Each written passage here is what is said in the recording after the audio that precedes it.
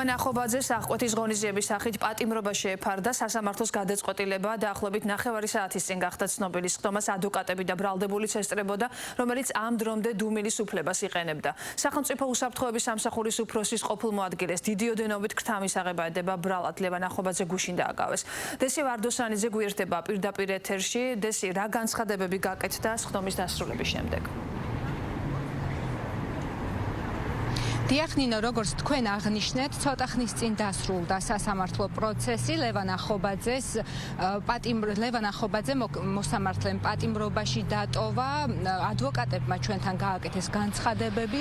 ისინი ამბობენ, რომ ლევან ახობაძე არ ადასტურებს იმ ბრალს, რომელიც აქვს წაყენებული, ხოლო რაც შეეხება პროკურორის განცხადებით, თავად პროკურორმა დააყენა შუამდგომლობა პატიმრობაში დატოვების თაობაზე, რადგან არსებობს იმის ეჭვი, რომ შესაძლოა დაკავებულმა პირმა ზეწოლა მოახდინოს მოწმეებზე და ასევე არსებობს იმის ეჭვი, რომ ის მიმალული იყო, სწორედ ამიტომ ის დარჩა პატიმრობაში. როგორც იცით, თქვენ მას ბრალად ედება დიდი ოდენობით თანხის ქრთამის აღება.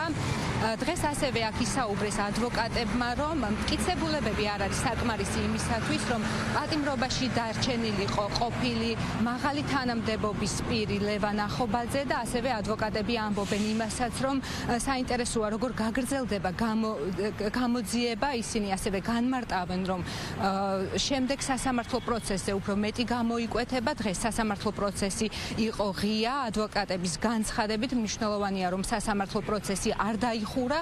უფრო მეტ დეტალს ადვოკატები ჩვენთან საუბრის დროს ვერ ამბობენ, იქედან გამომდინარე, რომ მათ გაუთქმელობაზე აქვთ ხელი მოწერილი.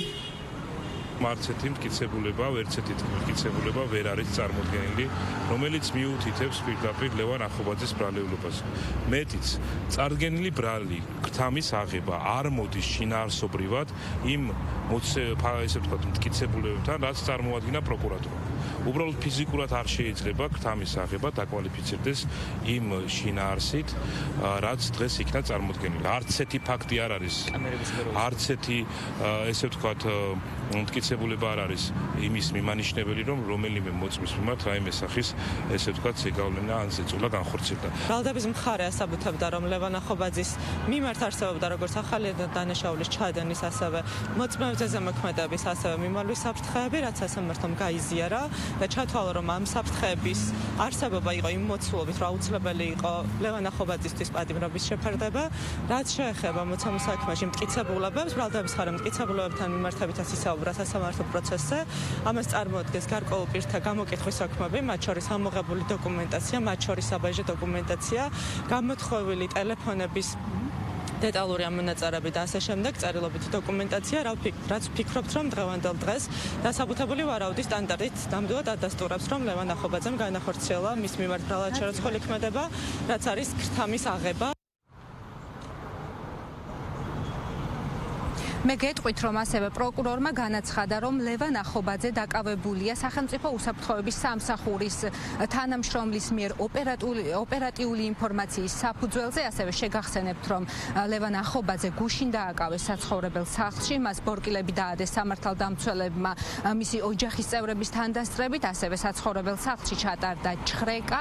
ჩხრეკის შედეგად ამოღებულია სხვადასხვა სახის კომპიუტერული ტექნიკა, ასევე საბუთები.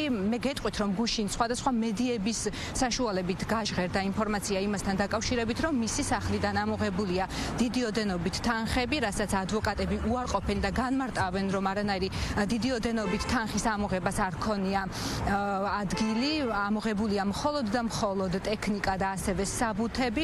მე შეგახსენებთ, რომ ის როდესაც იკავებდა სახელმწიფო უსაფრთხოების სამსახურის უფროსის მოადგილის პოზიციას, 2024 წელს საქართველოში შემოვიდა კერძო პირი, საკუთრე მან საბაჟოს მეშვეობით ლარსის საბაჟოს გავლით შემოიტანა ქვეყანაში 40 მილიონი რუსული რუბლის ოდენობის თანხა, დაუდეკლარირებელ თანხაზე არის საუბარი. ამის შემდეგ ის ფინანსური სამინისტროს შესაბამისმა სამსახურებმა გააჩერეს, ჩამოართვეს ეს თანხა და კონკრეტული პირი, რომლის ვინაობაც ჩვენთვის ჯერჯერობით უცნობია, ცდილობდა ოფიციალური და კანონმდებლობით დადგენილი შედგენილი უпростоრად პროცედურებით ამ თანხის დაბრუნებას, როგორც გამოძიება ამბობს, სწორედ ამ დროს ლევან ახობაძე მას დაუკავშირდა შუამავლების მეშვეობით და შეპირდა თანხების დაბრუნებას. შემდეგ უკვე, როდესაც კანონიერად აღნიშნულმა პირმა დაიბრუნა თავისი კუთვნილი თანხა -10%-ით, რადგან ეს 10% ითვალისწინებდა სახელმწიფოს მიერ დაწესებულ ჯარიმას, ისევ უკავშირდება ლევან ახობაძე სხვადასხვა შუამავლების მეშვეობით აღნიშნულ პირს და ეუბნება, რომ 500.000 ლარი უნდა მიიღოს მან.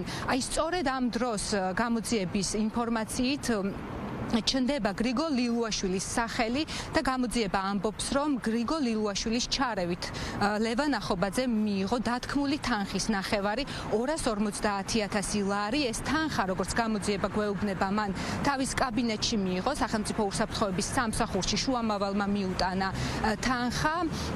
სწორედ ამიტომ დაიწყო გამოძიება და როგორც იცით, სისხლის სამართლის 328 მუხლით არის დაწყებული გამოძიება, რაც ბრალის დამტკიცების შემთხვევაში 11-დან 15 წლამდე პატიმრობას გულისხმობს.